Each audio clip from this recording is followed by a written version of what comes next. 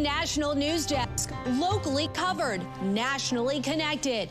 Those are nutritional benefits, food that the Republicans are taking off the table. All they have to do is agree to let's go, and we're ready. And we voted for it many times. All we need is 5 Democrats. Precious resources running dry when SNAP beneficiaries will get snipped from their lifeline as Republicans shift their focus to health care. There is like more than 150 traces of a lot of various things, DNA, hairs, fingerprints. There's a lot of things that are collected. Failed getaway. 2 arrests made in France connected to the Louvre heist, where the suspects were caught, and who else may be a part of the scheme. Plus, a tragic crash in Texas with a miracle ending. Watch the second a baby is pulled to safety with just seconds to spare. Welcome to the National News Desk, America's News.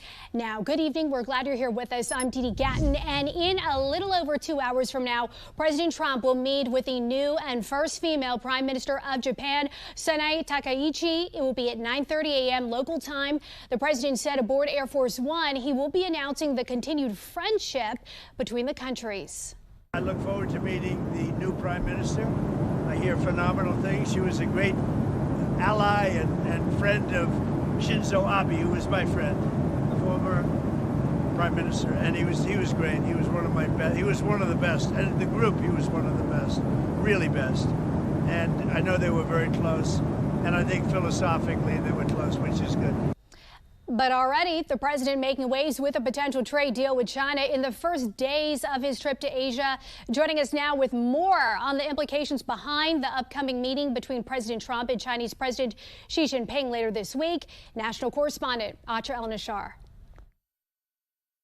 Making stops in Malaysia, Japan, and South Korea, President Trump's meetings with world leaders in Asia this week carry major implications for America's economy. The main event being Thursday in South Korea with Chinese President Xi Jinping, a meeting 6 months in the making. We have a lot to talk about with President Xi, and he has a lot to talk about with us. Since the president's April 2nd Liberation Day, tariff levels and diplomatic relations between the U.S. and China have been on a roller coaster. They were taking tremendous advantage of us. I think China's been very respectful of us. As of now, tariffs between the U.S. and China stand at about 58% for most Chinese goods flowing into the U.S. and about 33% for American goods to China.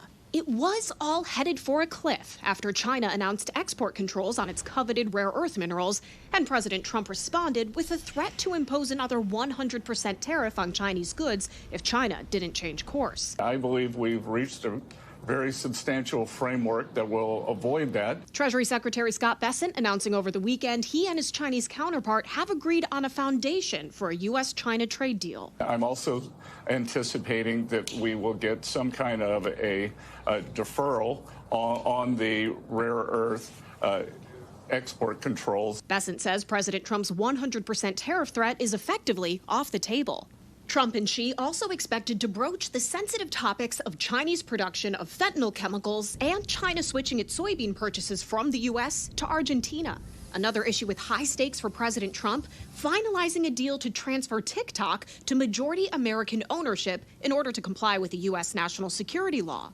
But China is expected to keep a roughly 20% stake in TikTok, raising red flags for China hawks in Washington. As long as the Chinese are involved, I think there's reasons for distrust.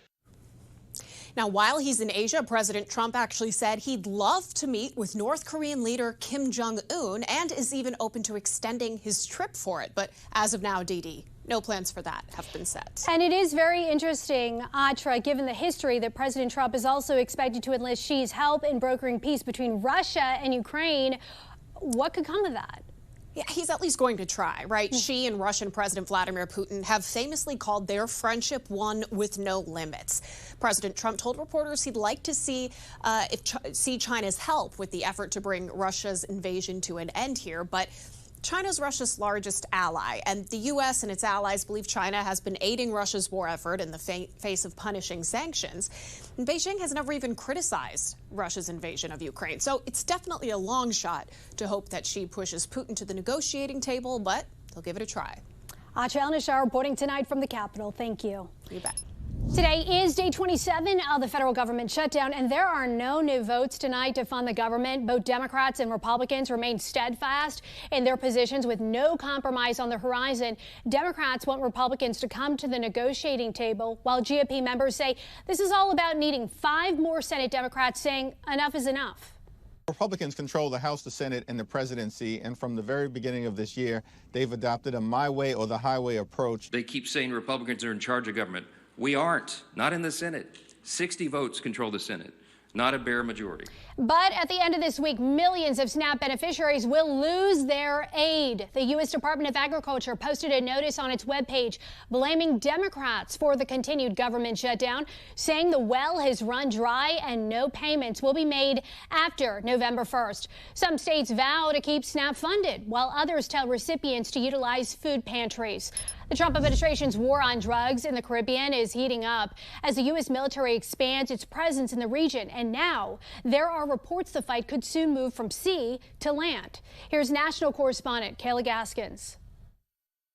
In the past 2 months, U.S. forces have launched at least 10 strikes on suspected drug-running boats in the Caribbean, killing dozens of suspected traffickers linked to Venezuelan and Colombian cartels, groups the Trump administration calls narco-terrorists. On Air Force One over the weekend, President Trump indicated land targets against Venezuela could be next in this war on drugs. I can tell you one thing, we stopped all drugs virtually from coming in by sea. We'll stop all drugs from coming in by land very shortly. You'll see that starting. Some of the White House's strongest allies, like Senator Lindsey Graham, are backing the president's possible expansion of military force. I support that idea, but I think he has all the authority he needs. But others, including members of his own party, are warning the administration has yet to provide enough evidence to justify the lethal strikes. At this point, I would call them extrajudicial killings, and this is akin to what China does, to Iran does with drug dealers. They summarily execute people without presenting evidence to the public, so it's wrong. Meanwhile, the USS Gerald R. Ford strike group is on its way from the Mediterranean to the Caribbean, a major escalation of American firepower in the region, and speculation growing over the possible reactivation of Roosevelt Roads, a former U.S. naval base in Puerto Rico that sits just 540 miles from Venezuela's capital, Caracas. Last month, F-35B fighter jets, U.S. helicopters, and Ospreys arrived at the former base. Defense Secretary Pete Hegseth hasn't ruled it out. We're familiar with the location that you're referring to, and we will make sure that we're properly displaced in order to deal with the contingency we're dealing with there. Senator Lindsey Graham says President Trump plans to brief Congress when he returns from Asia on potential military operations against Venezuela and Colombia, possibly expanding the fight from sea to land. In Washington, I'm Kayla Gaskins, reporting for the National News Desk, America's News Now. The Navy is investigating 2 separate aircraft crashes in the South China Sea. A fighter jet and a helicopter based at the same aircraft carrier, both on routine operations, crashed within about 30 minutes of each other. All 5 crew members aboard between the 2 crafts were rescued and are in stable condition. The USS Nimitz, where these craft were based, now returning to its home port in Washington state. It had been deployed to the Middle East for most of the summer. This was the carrier's final deployment before being decommissioned. Democratic state lawmakers in Virginia met today for their first steps to redraw the congressional map for the Commonwealth of Virginia. Virginia's Senate Majority Leader Scott Surreval says this is about changing district lines like in Texas and California. Others believe it's a play to keep Republican Lieutenant Governor Winsome Earl-Sears off the campaign trail. She has been closing in on Democrat Abigail Spanberger. Governor Glenn Youngkin slamming the move. It's nuts, and it's a desperate political ploy, and I think it is unconstitutional. And now here they are trying to override the vote of Virginians and take votes away from Virginians in order to drive this crazy political aspiration to make Virginia look like California.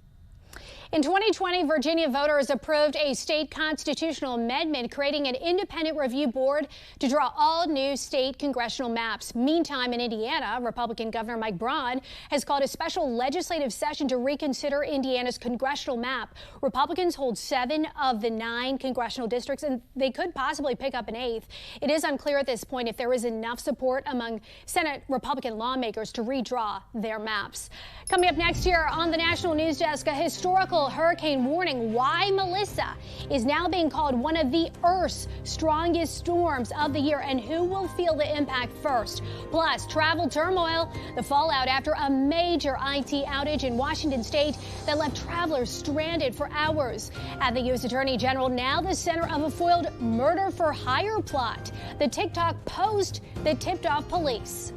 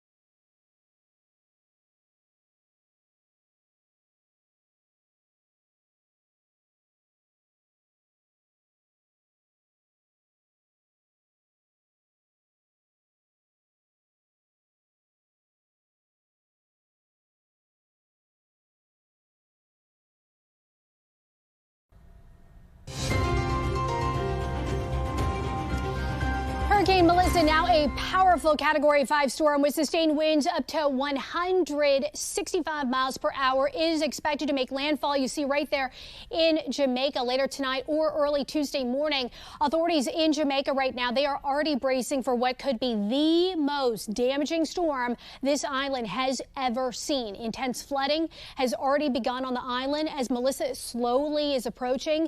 The National Hurricane Center says up to 40 inches of rain could fall by Wednesday. Authorities are preparing for severe structure damage, power loss for weeks, and complete isolation of communities with road collapse and destruction left behind as the storm pulls away.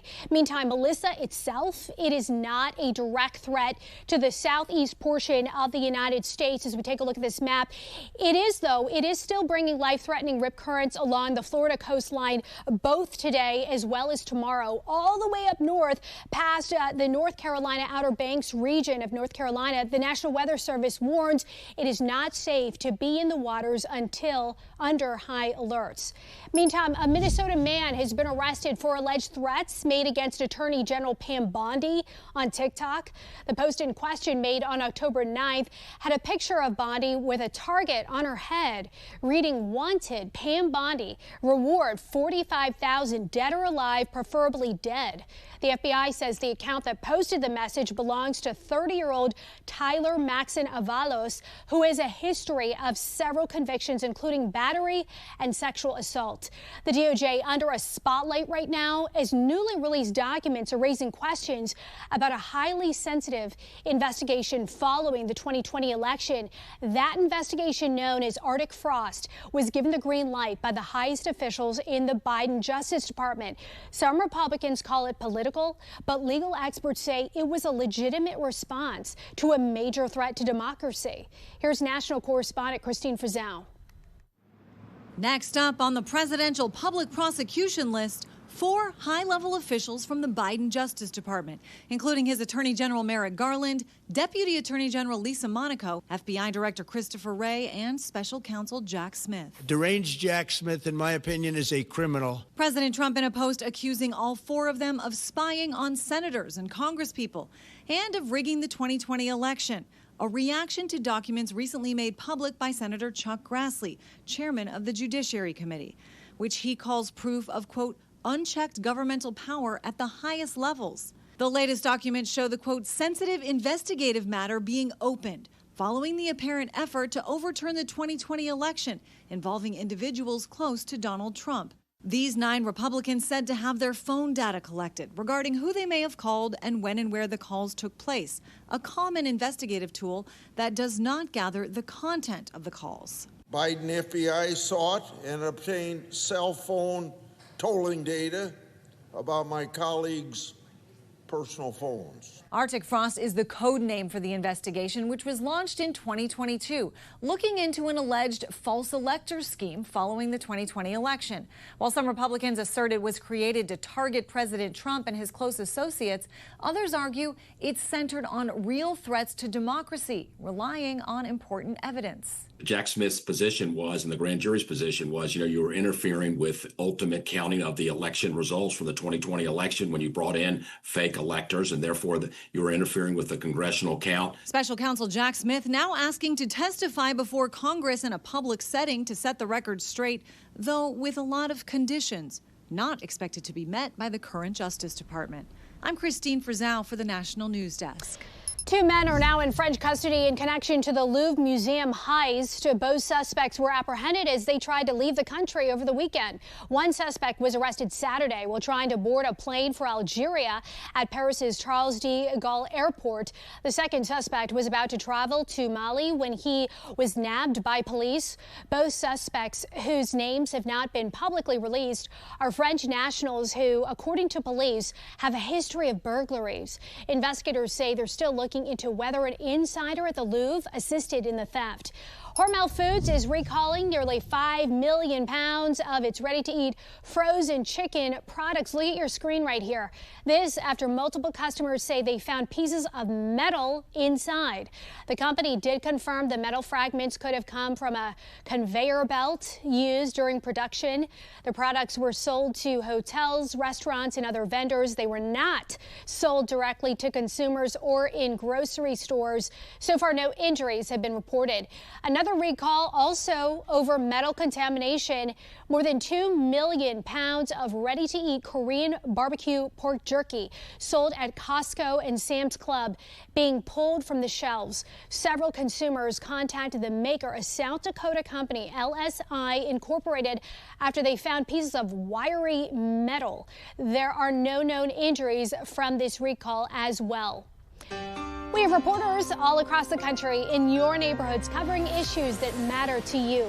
We start in Washington State, where an Alaska Airlines IT outage canceled hundreds of flights. A chaotic night and morning for travelers after Alaska Airlines was forced to ground all flights for hours. The airline says a failure in its primary data center around 3:30 p.m. shut down key systems, forcing the FAA to issue a nationwide ground stop. And then they were like, okay, we're going to be taking off. It's an hour and 58 to Burbank. And then we didn't move. So we were trapped on the runway with probably 15 or 30 planes in front of us and probably that many behind us. More than 200 flights were canceled and hundreds more delayed, leaving thousands stranded from coast to coast.